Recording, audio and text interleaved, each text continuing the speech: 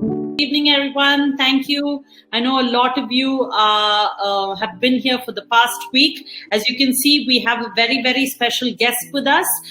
This is Miss Vandana Arora, and she is the principal head of Nahar International School. I'm going to give you a little bit of brief before I hand it over to her. So, Miss Vandana, just bear with me. You can hear me, right, Miss Vandana? Yes, I can. Okay. So Miss Vandana is actually, we were just having a conversation, and she's the founder. She's been there right from the beginning of Nahar International. Is that correct? Yes, I'm saying that for 20 years, maybe older than some of you who are on here right now. Okay. So she leads the school on academic matters, and her particular focus is, which I love, I'm so excited about this, is on a student's holistic development, not just you doing well in the classroom, but outside also. So she's always looking for opportunities to create a progressive and learning centric space. What she emphasizes on, and that you will see today, all of you students who are listening, is that she emphasizes on the uniqueness of each of you as students, and that's what she focuses on. All right. So other than this and being invested in the life of children, she also contributes by volunteering her time at different charities and hospitals and cleanliness drives, lots of different initiatives like that. Her true passion is to transform students such as yourself to become the best version of yourself, and she helps you through that process. Ms. Vandana, we're so happy you're here, and we need more educators exactly like you. So welcome. It's all yours. Over to you now. Thank you. Thanks, Sangeeta. Thanks for giving such a wonderful brief about me. Just to rectify, 20 years, more than 20 years in education, but the school is young. Okay. And it's just a 7-year-old journey with this school. Okay. Right from inception to today, reaching out to being an IBDP school. So that's a wonderful journey because, as you rightly said, the aim stays is that each and every student who's there in our country and even abroad, because we do deal with international students also, they understand who they are. That's most important.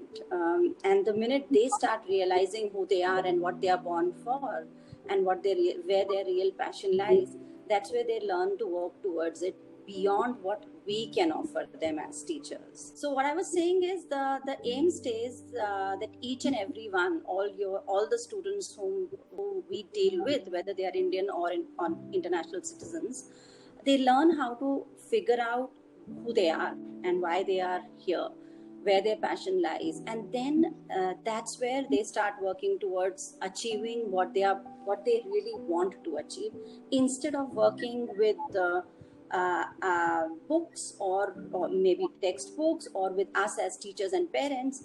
They figure out what they want to achieve in life, because I believe that's most important. There are no boundaries today there are no limits for our students today. They can achieve what they want to. They can reach to sky. But for that, they need to work hard. They need to figure out first what they want to work for. They should stop looking up to only the teaching or the parent fraternity about answers from us. Instead, they have to find their answers. And that's what we are here for, to make them realize or make them ask questions from us, that how can they find out what they love to do. And the day they find out what they love to do, they also will find out ways to do that. Absolutely. So you just want to elaborate a little bit more on how they can find out what they love to do? Yeah, sure. So when I say what they love to do, I think today is the best time for them. The world is looking gloomy. The financial world is talking about the economic crisis. The medical world is talking about health crisis. So the adult world is definitely talking about a lot of crisis. But for our kids, it's an amazing time, because you are at home. You are with your loved ones.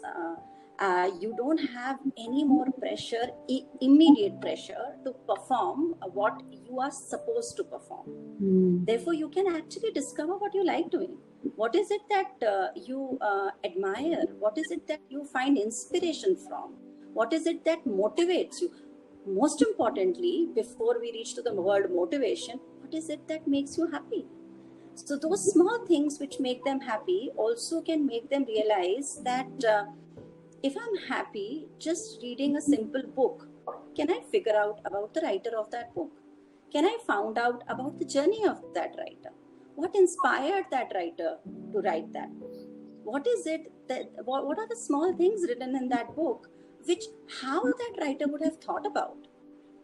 The more ask these questions they ask themselves, they can actually find ways. Simple thing like someone loves to watch pictures. I think today's generation is quite good at things like Instagram, where they post amazing pictures or they chat on amazing pictures. And when you look at a picture, how do you look at those angles of that picture? How did the person click it? What was running in the mind of that person while that person clicked it? There are hundreds of online courses available for them today. They can sit at home and do 2-week courses, 3-week courses to learn something which they want to know, not something which we are telling them to want to know. Right. So you have to look at your textbook, and your textbook has a lot of things. And those things, when you read, you're supposed to answer it in an examination. So what stops you from going beyond what is written in the textbook is the fear of that exam, the fear of that judgment which comes with that exam. This is the time when you have to stop thinking about that fear of exam and say, what are those lines which I enjoyed when I read my history book? Or what is it which has, what would have played in the mind of a general who was fighting a war, instead of talking about in which year that war was fought? How did a scientist would have thought about discovering something as simple as, say, a fan? What would have gone in his mind to say, let me find out a fan, let me create a fan? So these are very small things, and I'm sure the students who are here, they must be having those questions, but they stop those questions moving out from themselves. They play in their own head, and then they say, oh, why am I thinking like that? I'm supposed to deliver what is written in this book. I want all of them to move out from that model of what is it that I need to deliver? Why am I going to do that? This is something they have to ask. The question of why. Why should I read? Why should I answer a question? Why should I even listen to someone who's telling me it's good for you to become this? And which is a very, very general statement which most of us make as adults to them, that, this is a great career, and if you study this, you can become this. But it's not our career, it's their career. So what is it that great for them is important. These are few examples I'm just sharing, but we can definitely talk more about it when they ask questions about what runs in their mind when they are thinking about their career. What troubles them when they think about a career? What kind of remarks or comments they sometimes get from society, or sometimes they assume they will get because they have chosen a career which is or a path which is not acceptable to society, or it is not yet being a flourishing career, or not considered a career where you will succeed. Because today what they have to all realize is they would succeed in any career they choose to, provided they work again and again on that. They keep being, they stay with their perseverance, and they stay resilient. They don't give up. Giving up is not a choice. Go in any path and you will achieve and reach to the heights. But if you give up, no, I don't think that's what we have to look at. Absolutely. Yeah. They haven't started. I think they're all just listening. They haven't started to ask any questions. So if you can just share maybe, some of your students, what they have done in order to find their true passion, any kind of examples you can think of any students, what they did in order to find their true, because I know that, students will come in and say, Miss, I want to study film. And then they'll go out and do like a summer of voluntary work somewhere, and then come back and say, I've changed my mind. I want to do environmental systems because that's what I'm truly passionate about. So how can we encourage these students who are at home right now, probably started their summer holidays. Like you said, read a book. But what are some other things that they could do? Maybe some online courses they could do, right? Vedansh just asked, can you suggest some online courses for personal development? So do you know any that we can share with them that they can do? I think a lot of personal development courses are available on most of the university sites today. If you look at universities like Harvard, or you look at programs like Coursera, you look at a university like Brown, most of them are offering now free of cost courses, and many of these courses are about personal development, personal leadership. If you look at any leadership course which is designed for this age group which we are today talking about, it is always about personal management. It's always about how you utilize your time, what all you do during your day. How do you stay not just productive intellectually, but how do you stay physically productive, physically active? How do you do something which is something which makes you happy, like a hobby? So the minute you use your time, maybe an hour, which makes you happy, then what do you do next? Now that you're happy, can you now look at what is it that I have to do? And in the have to comes, what subject do I need to study? If I am a grade 9 student or a grade 10 student, we have grade 9 and 10 students, it's natural that they have to study what they are supposed to. Absolutely. So when you get bored, when you're reading a subject which you don't like reading, say a student doesn't like studying physics as a subject, or another student doesn't like history as a subject, start with something which you like, and then move to something which you think it's a burden for you, and then say, if I have to choose a career which is something which I want, which I would enjoy later, there are certain conditions which need to be fulfilled to reach that. Now, how do I study the subject which I don't like, but it is important for me to study, because the knowledge which I gain from that is going to help me to translate into the subject or into the career which I take it later. Yeah. So knowledge acquisition is important, but at the same time, applying that knowledge is important. So someone who doesn't like physics, when you're reading a physics theory, you try connecting to where is it applicable in your house itself, in your home itself, right? Most of the physics theories which they read in grade 9 and 11 have a lot to do with the kind of machines we use at home. Their moms use those machines in the kitchen. How does that machine work? Yeah. So it's about questioning everything, right? And going deeper into that subject, closing the textbook, and then seeing how that is applicable in daily life. Yeah. So some questions are coming in, which are good questions. Ms. Aarti is asking, ma'am, how do I encourage my daughter to read? She's 9. She's in grade 9. No, now, she's 9 years old. Oh, she's 9 years old. So, Aarti, my question to you back would be, do you read? Yeah. Because that age group cannot be encouraged by telling them what to do. That age group is young. Your child is 9. She needs to see you reading. They learn by seeing. That's such a good point. Reading or not, but if you really want to encourage her, please pick up a book and start reading, and share your experience of reading with her. Pick up anything, read what you like reading, and then share a bit of that with your daughter and encourage her then to read. Share the happiness which you are getting while reading. When she'll see that for 10 days, 15 days, 16 days, 20 days, she would automatically going to pick a book. The second thing is, show her the world of books. Let her choose for herself what she likes reading. Instead of telling her what's good for her to read, let her choose something. Because if she will choose something, I'm sure she will start something, and then she'll move forward from it. So, Aarti, pick up a book today. So, Aarti said she's a voracious reader. I also have seen, Ms. Vandana, you can correct me if I'm wrong, but, trying to read with your child from when they're young, and then when they get to an age where they can read back to you, right? I think that also works effectively, Yes. So if she's a voracious reader, I'm sure she would have encouraged her in the early ages when the child was very young.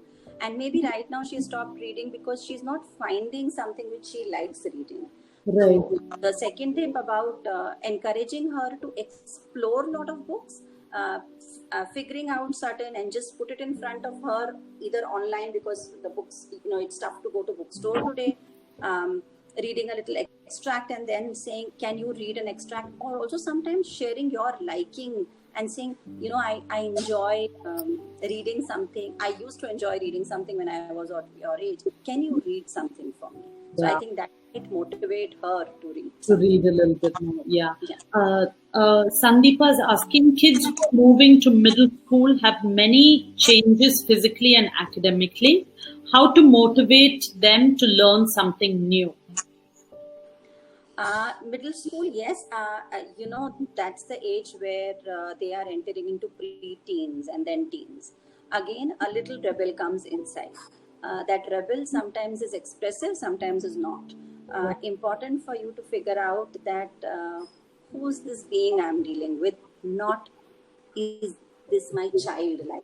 So the minute you start seeing your child as an individual, not your extension, that's where you try figuring out what he or she likes doing.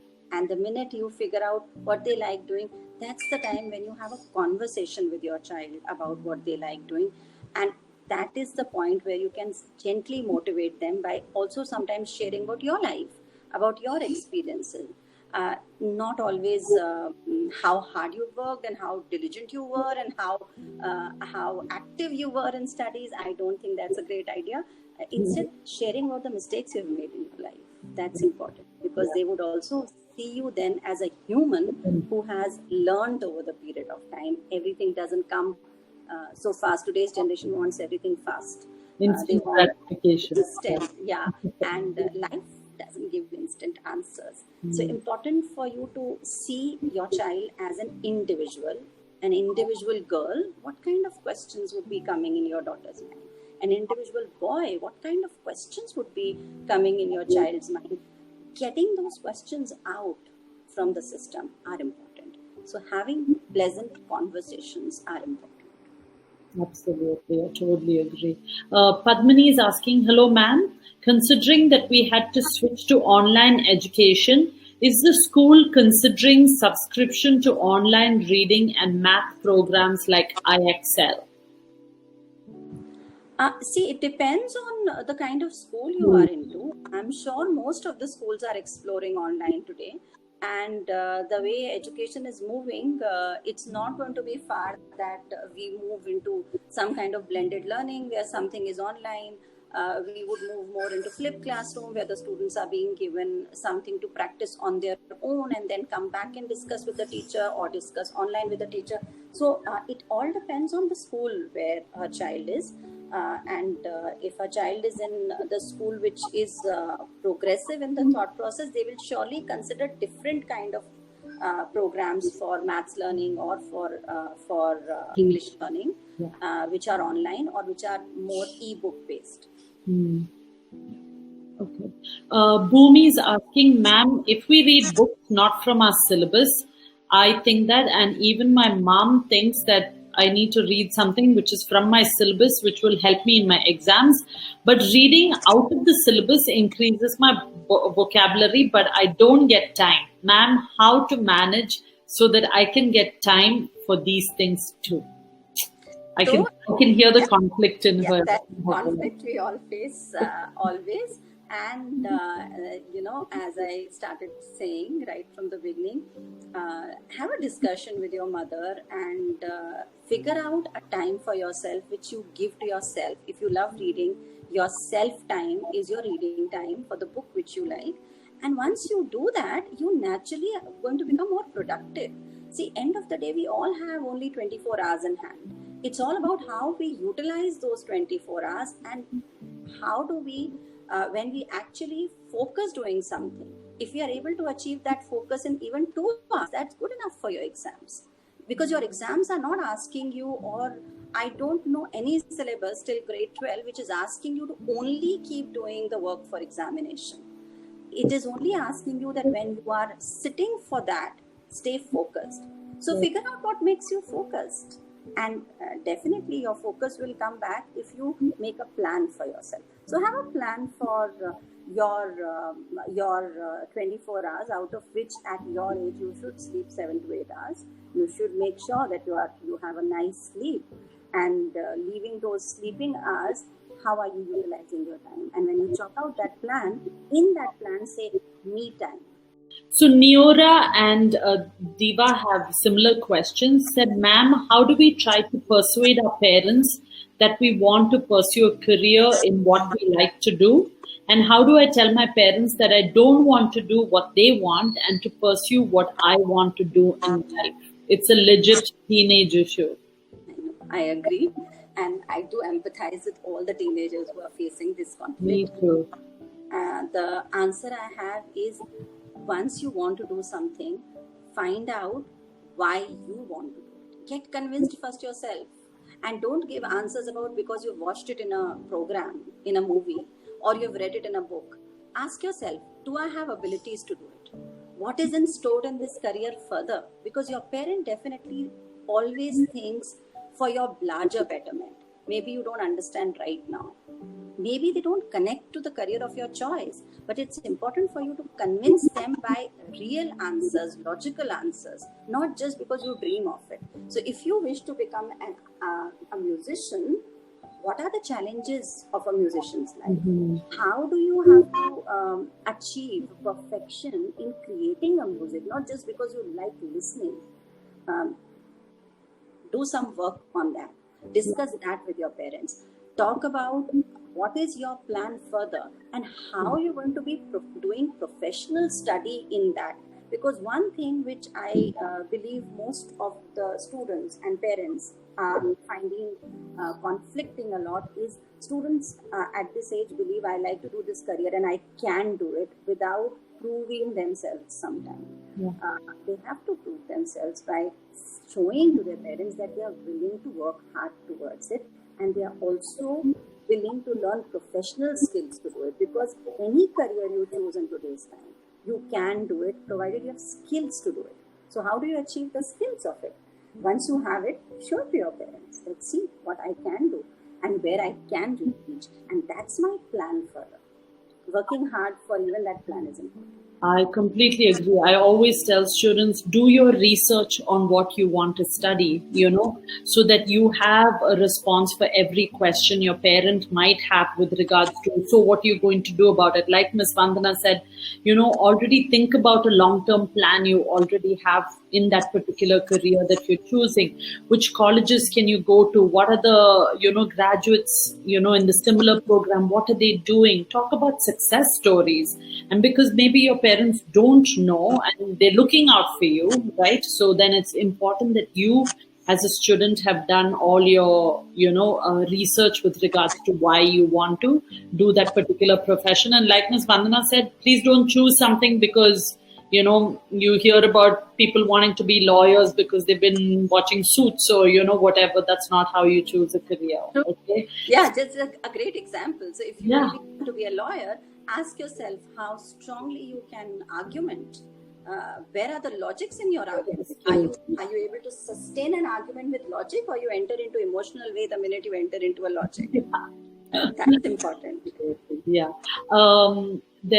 Ms. Madhu Shetty is saying, I am a mom who sees a lot of lack of virtues in children and teens nowadays. How do you address these issues without nagging? And she's talking about virtues like respect, discipline, patience, gratitude. A lot. Basically, how you're not going to nag your... See, it's a lot we are asking from them. And I agree that these virtues are becoming lesser and lesser in them. But the question we need to also ask is, are we showing the signs of these things to them, or we are only telling them you need to respect, you need to be disciplined? If we really want to address this, adults need to look into themselves. Sometimes it's important for us to have a conversation as adults back home saying, I want my child to be disciplined. How am I showing that disciplined life? What is the disciplined life all about? If I want to respect, am I respecting? my own teenager? Am I showing how a respect means, how a relationship of respect is all about? Because they are seeing a lot happening in the society outside home, and especially teenagers, they are exposed to this teenager. So they see something beyond which we can show them. Then we need to have a conversation based on it. See, conversations are answers to many of these issues. So if you want to develop these virtues in your child, I'm sure your child will develop, provided you start asking very, very pertinent questions about why your child is disrespected. What do you mean by respect? Is a disrespect means not listening to you? Was there a reason for not listening? Was there a logic behind it? Today's is a logical generation. They want logic. And when we have logical conversations with them, they understand. Sometimes it's also important not to always show them that they are doing something wrong or they are indisciplined, because they have their own sense of discipline. And they go through a struggle in teenagehood to achieve that. So once in a while, reminders, setting deadlines for that, coming back to that and having a calm conversation instead of getting upset with what they have done makes a lot of difference. Absolutely. In psychology, we learned that a child is able to fully reason at the age of 7. And I think sometimes as parents, we forget that. And we treat them like children even when they're 15, 16, when they can perfectly okay and, all right to start to reason with you. So, it's so important you have those healthy dialogues, I think, with children, and they will be able to reason out with you instead of nagging them. I think there's a different way in which we can do that with them. And I started saying me time. I think it's also it's important for us to give them some thinking time, reflecting time after we leave it with some thought. Then restarting that conversation after a few days. Expecting an immediate result for these virtues, too much to ask for. They are learning from us. So how do we teach them is important. Very good point.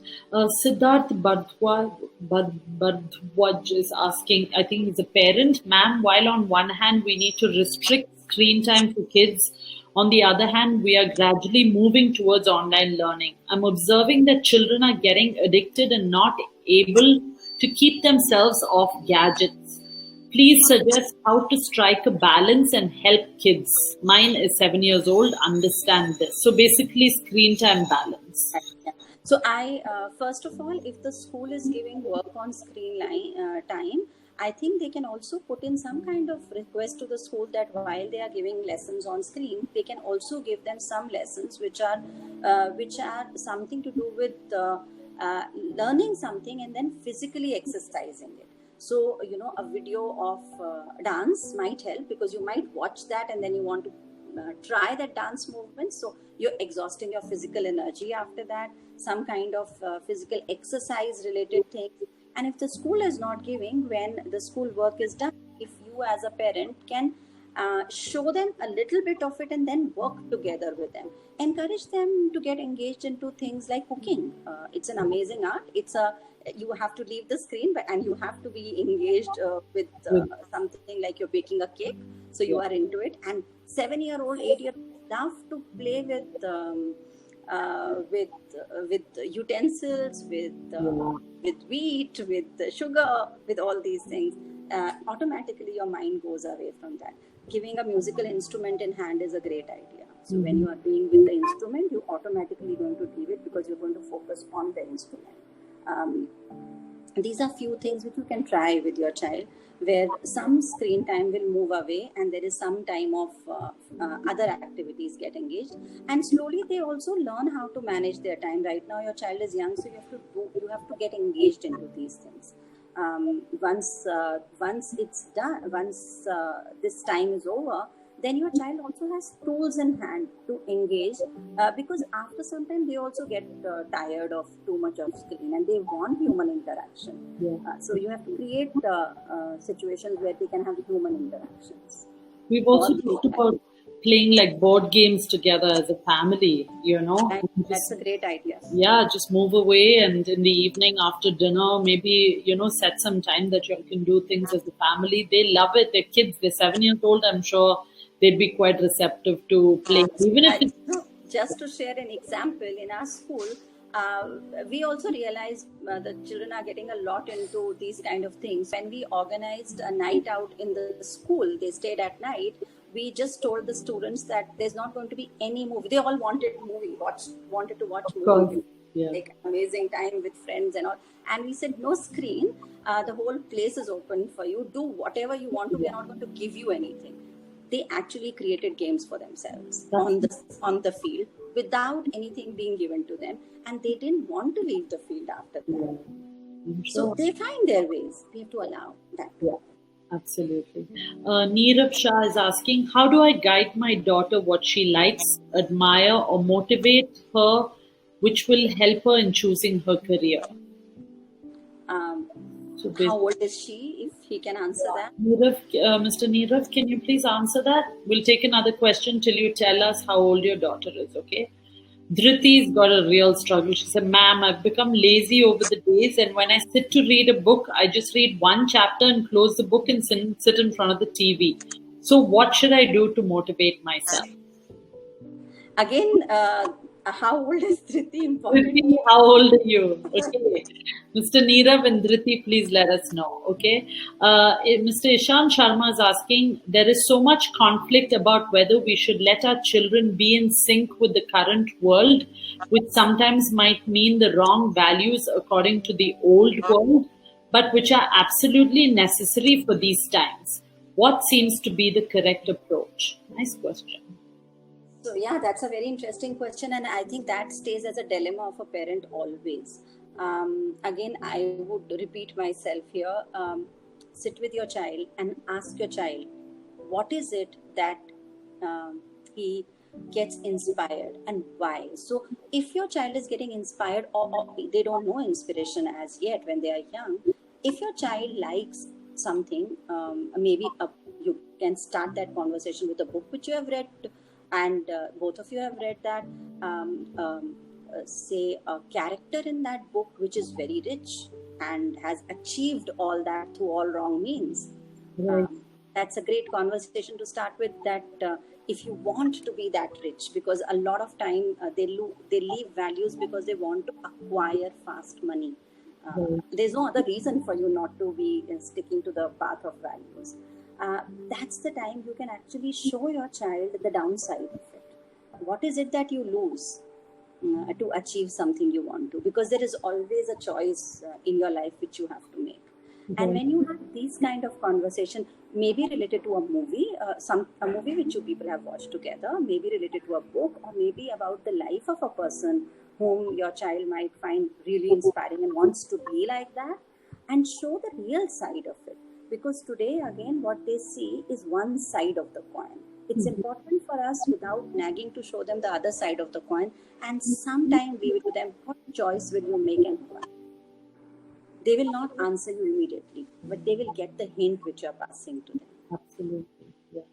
Poonam is saying, my daughter is an avid reader and can spend hours and hours in reading with lots of thoughts, but when it comes to writing, she doesn't express clearly. And there's Palak also, who's also saying she's really good in writing stories, but once school starts, she stops to write and exploring that imaginary world. So is there anything that we can encourage them to continue to write, or maybe start to write?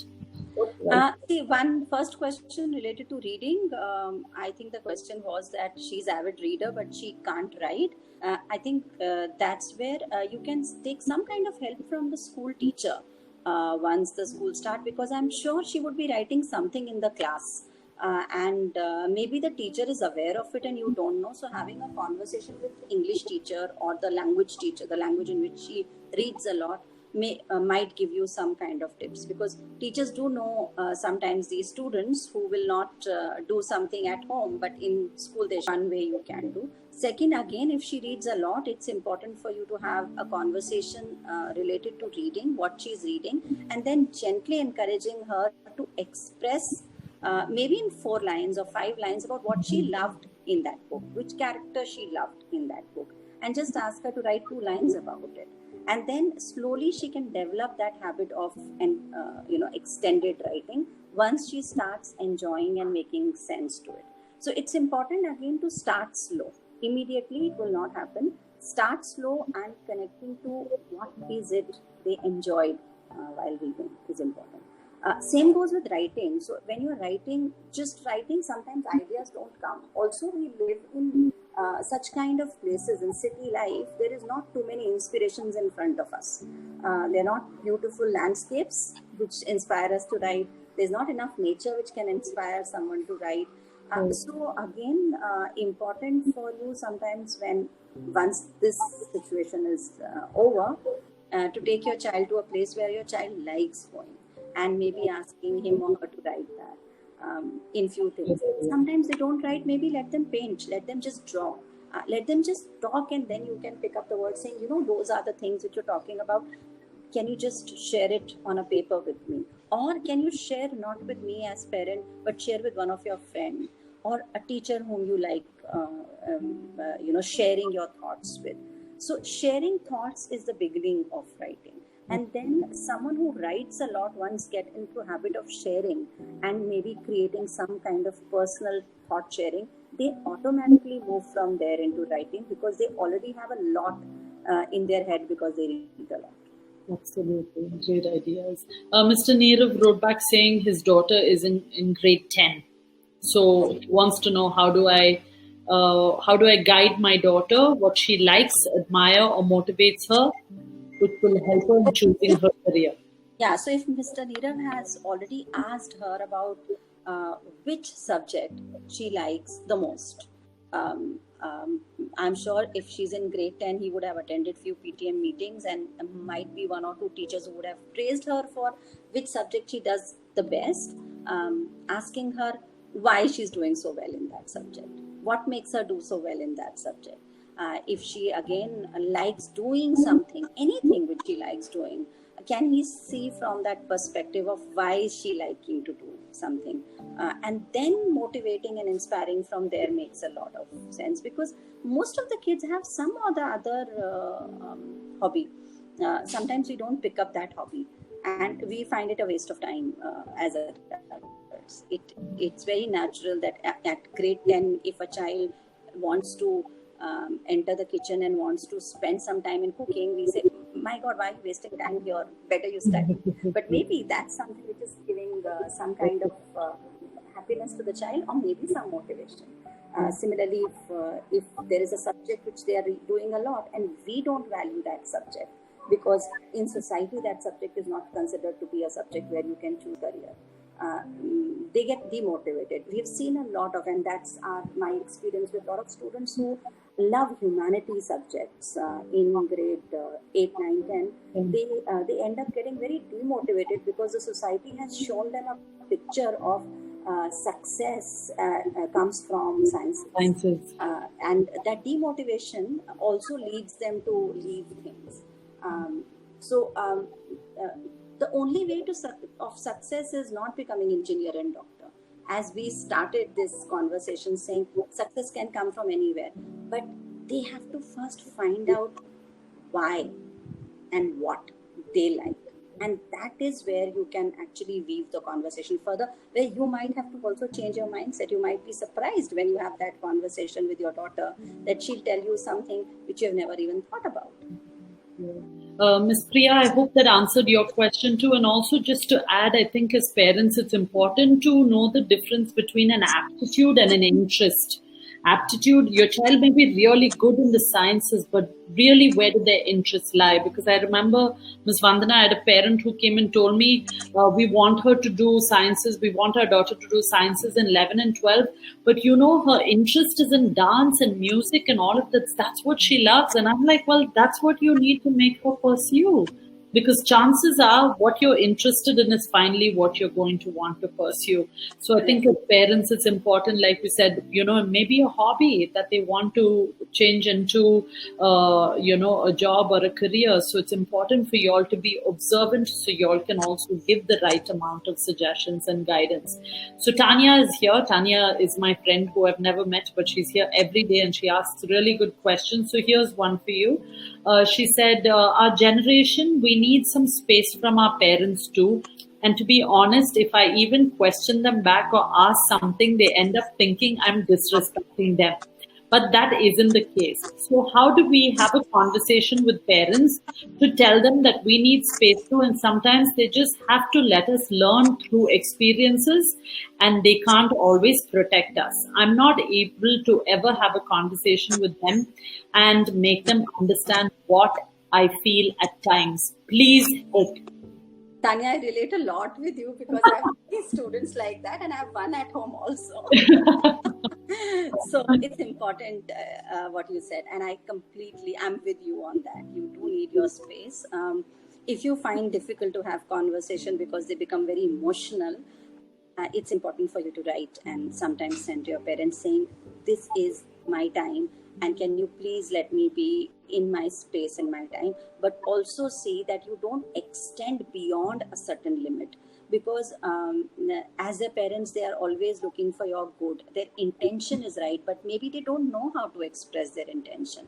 And also maybe you also don't know how to express to them about time, and when there are conversations starting, there are fights which can happen, there could be crying which can happen, so there are emotions which come in between. So it would be nice, Tanya, that if you can put these points about, I need this from you, and if you give me this is what is going to make my life happy. Because when you say that, every parent wants the child to be happy. They might then understand that what do you mean by space? What is it that you want to do to yourself? Maybe you just want to lie down for 2 hours. But those 2 hours, if they become 10 hours, definitely they're going to question you. Maybe you just want to lie down with a book for an hour and they don't think it is right. Express them what that book means. Maybe you want to chat with a friend for an hour, and that friend is very important because you can vent out to that friend, express that, that, but limit your time also for that. So space is important, me time is important, but how do you create that boundary between your me time and the time where you are also open to listening to them is important. So creating that boundary is important. Verbally have a conversation, and if it is difficult, just write and leave it in their bedroom. They would read, and I'm sure they would then say what prompted you to write, and this might be a surprise for them that you've expressed this need of yours. That's a great idea. I love that. Tanya, I hope Ms. Vandana, she's answered it really well. That's a great idea. So Dhriti is 14, who's lazy to read, and she starts, and then there are a few other usual suspects like that also. So this is also for you how Ms. Vandana is going to tell you. So she said, I've become lazy over the days, and when I sit to read a book, I just read one chapter and close the book and sit in front of the TV. So what should I do to motivate myself? So Dhriti, do you like watching? Because I think many of them like watching. And if you watch a particular movie which is related to a book and also of something of your interest, then you can go back to that book. It's okay after one chapter if you close it. That's not an issue. Watch something, come back to it and say, where am I finding connection between this book and what I watched? Where am I finding, or look at a book which again, something which you used to love reading when you were a kid, reread it. It might ignite your passion and love again for that book. Because what also stops us from reading further is as we start getting older, we start getting to read heavier books. The books which are maybe philosophical or which are related to a heavy topic and maybe has a very difficult vocabulary, and that's where it is too much a stress on the brain, and they say, why should I do it? Leave it aside. Therefore, you have to ask, what kind of books are you reading right now? If you are getting too lazy about reading books, pick up from a small book again. Pick up from a book which you used to read when you were a kid, maybe an Enid Blyton, maybe a world of fantasy and childhood dreams, and then you might start loving the reading part again, or maybe watch a movie which is related to that and get back to that. Sometimes you don't need to read a book, maybe read an article about something which you are inquisitive about, and then you move slowly from the book. Sometimes just a small text about it. Sometimes a picture which talks to you a lot and not necessarily a 5-pager book. And then when you look at that picture, write something about that picture. These are small things which you can do, which can actually make you move away from being lazy to doing something productive, which will also help. Palak, that's for you. Asha, that's also for you because you'll have all asked similar questions. And there's Miss Jui who's actually just made a comment. She said, just to second Vandana ma'am's thoughts about writing, I've tried out a way to encourage my daughter to write. She's just 7. I started giving her small notes every day before she goes to school, like have a good day or enjoy your day. She slowly started responding and writing back to me. And this has encouraged her to write nowadays, which is such a Beautiful. yeah, I love that. Thank She's you. done a brilliant job. So, Yeah. so kudos to. Thank you for sharing that, Ms. Joey. That's so small, but such a lovely gesture, and I think that's important. Ms. Henna was asking last 2 questions, Ms. Vandana. I promise you. Okay. No problem. Ms. Henna was asking something. Can you suggest something for working mothers wherein a child feels like the mother's not is around but not giving much time? How to handle this mindset? I think engaging them with your household work makes a lot of difference. So you are at work, and then when you come back home, you are looking after a lot of aspects of your household. Engage your child with that. With you. Give some little responsibilities of households to your child, because that would give you an opportunity to again have constant dialogues and conversations while both of you are engaged into doing something.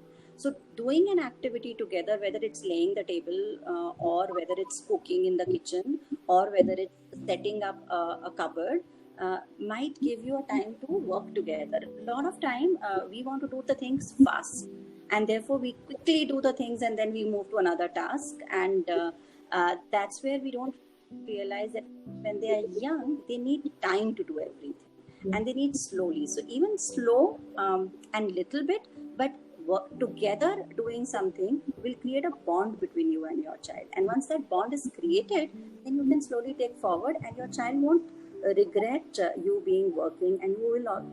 Another thing is stop feeling guilty of being out of home and working very hard, because that's something we do to ourselves, and that also creates issues for us when we are not giving time to them. So see it like that if you are not there, what responsibilities are you giving to your child, and you're making your child that way too independent, which is also the way forward, because every individual today has to be very independent. Independence is the way forward. Yeah. Ms. Zainab is saying, hello, this is Zainab and my son is 9 years old. Our children have been in tune to a reasonable extent on the prevalent issues, including goodness that is taking place during these times. As well as we are all tiding along and coping with the new normal, how do we prepare our kids for this, more specifically taking into consideration they are entering a new academic year? So just prepping them for the next year. I would say stop thinking about the academic year right now. Academic year will come, schools will prepare, teachers will be doing something new and working. All the curriculums across, including our Indian national curriculums, are changing the curriculum, reducing. CBSE has already announced the reduction in the syllabus. So instead of being worried about how do I prepare for the academic year, utilize that time best with the family, utilize that time to develop hobbies, utilize that time to have a lot of fun time as a family together. As we started saying, reading is a great habit, maybe develop these kind of habits if they are not there. Academic will happen for sure, and all our children will learn that. So don't worry about that part. Just a comment here from Amit. Just to add to ma'am's point, creating tiny comic strips with the child really triggers reading too. Navia, who's in grade 4 at NIS, did pick up her interest in reading at home this way. So I guess she's at your school and you all are obviously doing great things because, creating tiny comic strips, which is amazing. For sharing that. Yeah, thank you so much for sharing. That's really great for us to know that this is what our kids are doing at home. Absolutely, yeah.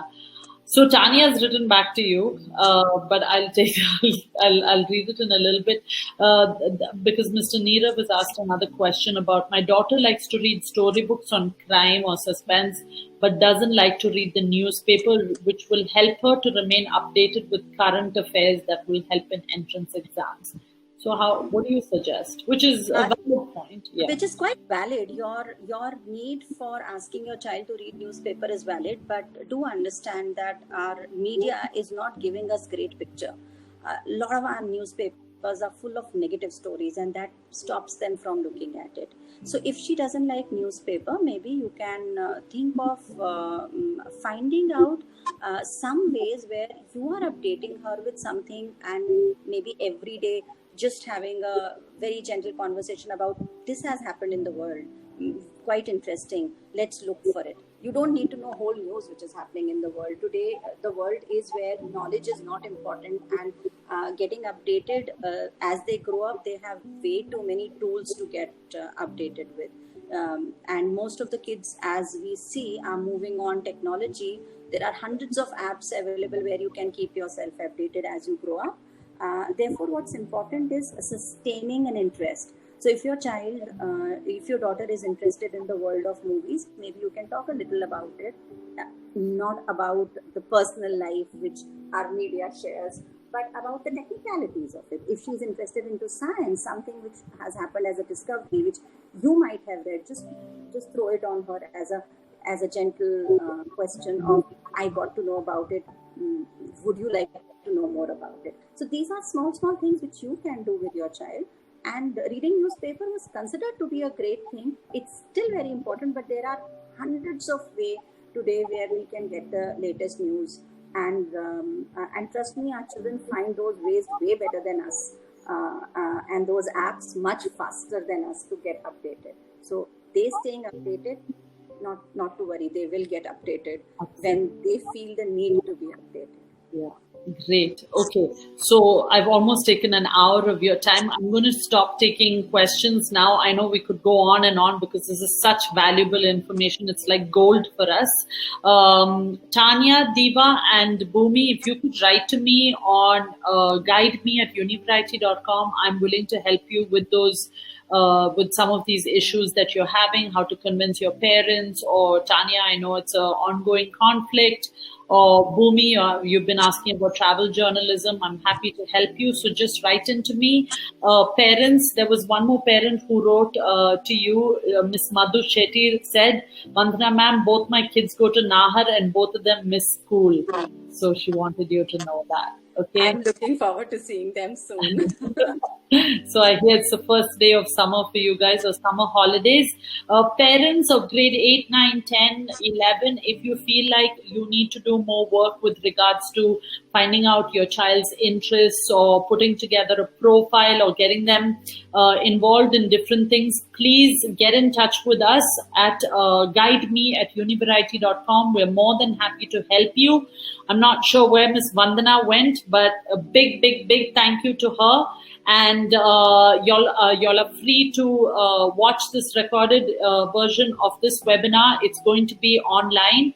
Miss Vandana, are you there? Yes, you're there. Yeah. Yes. I was just saying a big thank you to you.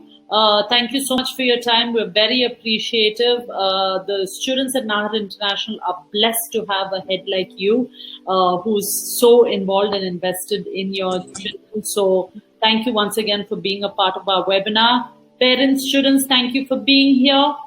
We're going to send you a weekly update tomorrow. There won't be a webinar tomorrow, but we'll be sending you a weekly update tomorrow. So stay tuned. See you all next week. Thank you. Thank you, Sangeeta. Thank you to everyone for asking those questions. Of course. Absolutely. Stay positive at this time.